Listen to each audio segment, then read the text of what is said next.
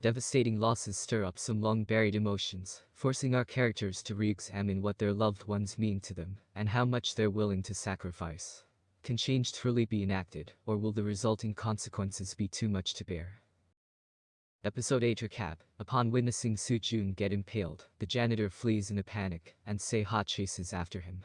Overwhelmed and traumatized from seeing his father die right before his eyes, Se-ha grabs the janitor's lapels and yells despairingly at him, asking why this always happens if he lives. Little Shy One, the janitor's son, witnesses this confrontation, and he rushes up to Se-ha. Se-ha shrugs him off instinctively, but the disc in his hand accidentally makes contact, and it burns Shy One's eye. Heaving a deep, exhausted sigh, Se-ha activates the disc and time travels to the moment the ghost is about to inject the unknown substance into his mother. He wrests the bottle out of her hands, only to realize that it's a harmless vitamin. She manipulated him into time traveling. Se-ha travels even further back, to the night the ghost helped Ma-nak escape the authorities. He asks her what he ought to do. She knows the solution to changing the outcome, doesn't she? Unfortunately, she claims she doesn't. She'd only begun time traveling because she hadn't known what else to do. Se-ha points out that his DNA hasn't been damaged like hers, despite time traveling many times. Yeah, what's with that? It can't simply be protagonist's plot armor, so what sets him apart from her?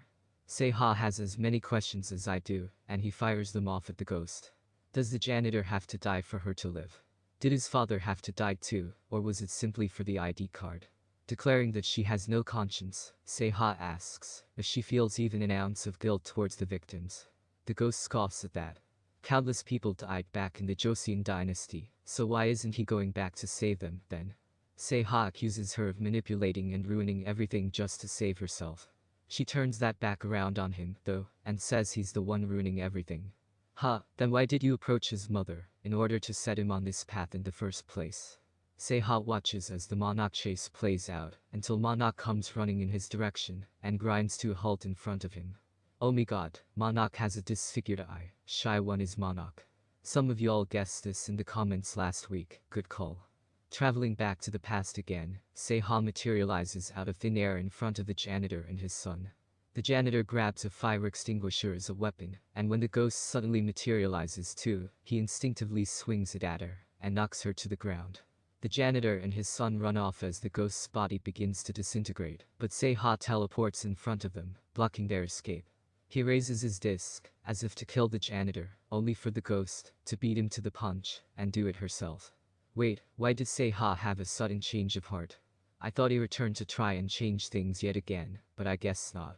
Perhaps the ghost's words cemented the idea that his meddling was only leading to worse outcomes, and that the deaths in the original timeline were necessary to achieve the best possible future.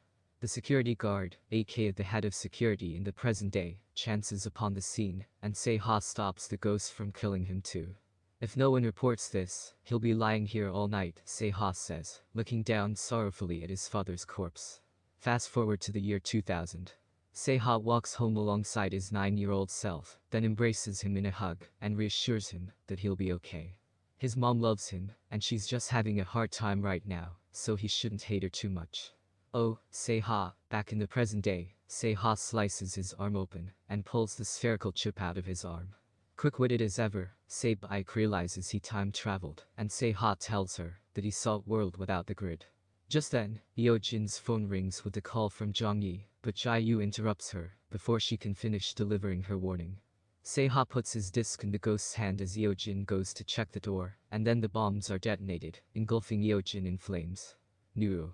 Instinctively, Se-ha pulls a shock Se-baik away from the explosion, just as the disc in the ghost's hand glows.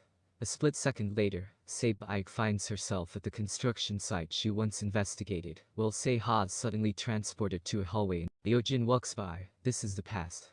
He's still alive. And so is Sunwoo. Losing Yeo-jin right in front of her eyes has deeply shaken Se-baik, and she calls him to check if he's alright. He's confused by the sudden show of concern, as well as the sheer relief in her voice. Se-baik heads to the abandoned railway station, but unlike before, there's no sign of Ma-nak. There's someone else lying dead, though, and it's the cleaning lady. Ma-nak must have killed her while escaping. Meanwhile, Se-ha heads home to find his mother healthy and sober. It seems like the psychiatric clinic pamphlet he left behind anonymously in the past worked. A conversation with her brings Se-ha up to speed. 1. His father was suspected of murdering the janitor, and 2. His father built the grid. Of course, we know that it was Se-ha, mistaken for his father due to their resemblance. After the initial investigation of the crime scene, Se-baek leaves to drive the cleaning lady's bereaved husband home. In a rare moment of impulsiveness, Yo-jin gets into her car instead of joining his colleagues, and that leads to a much-needed conversation between the two. Yo-jin confesses that receiving the call from Se-baek had reminded him of their past together, when she'd call him during work breaks. He asks why she wanted to check if he was okay, but she deflects by saying she merely had a bad dream. On a park bench, fugitive Ma-nok is having a nightmare, in which we see that the ghost was present and watching when he killed the cleaning lady. Ma-nok jolts awake to flashlights in the distance, and he quickly hides in a playground slide.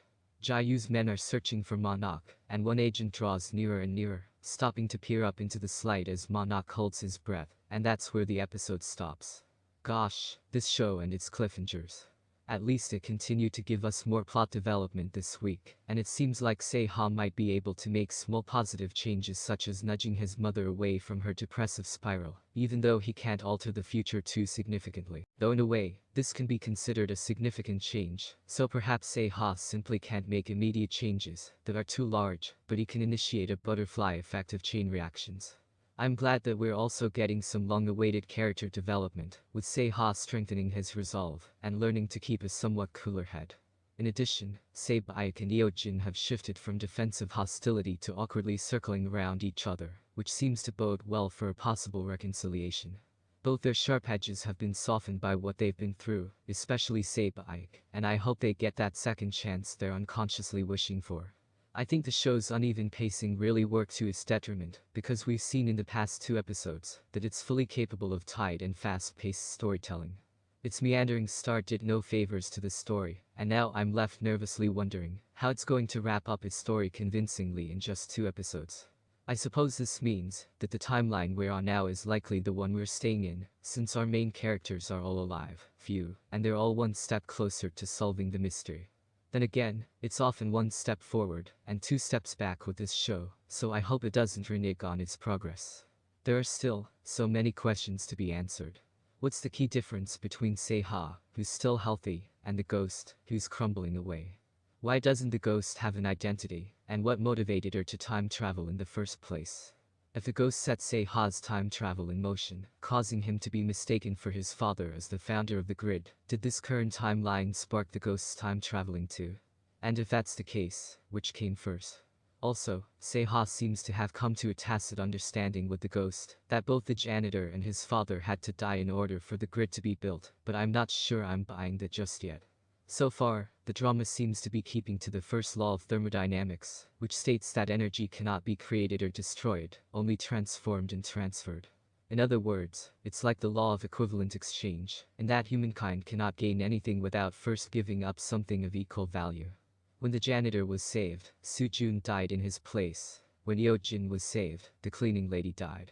However, this would suggest that the janitor's death is weighted as heavily as the grid that saved 2/3 of humankind, which doesn't seem quite right. Plus, the exchanges haven't been exactly equal. In some timelines, both the janitor and Soo-jun die, and in the timeline, where the cleaning lady is dead, both Yo-jin and Sunwoo are alive. So perhaps there's something more to it, or perhaps the law that governs time traveling is a different one altogether. Phew, it's a Lee Soo-yeon drama, just by looking at all that theorizing. I have to admit I'm still lost on some of the finer details of this drama, but I'm choosing to trust that she'll have it all connected and worked out by the end. I'm still invested in these characters and their, hopefully safe and radiation-free, future, so that's gotta say something.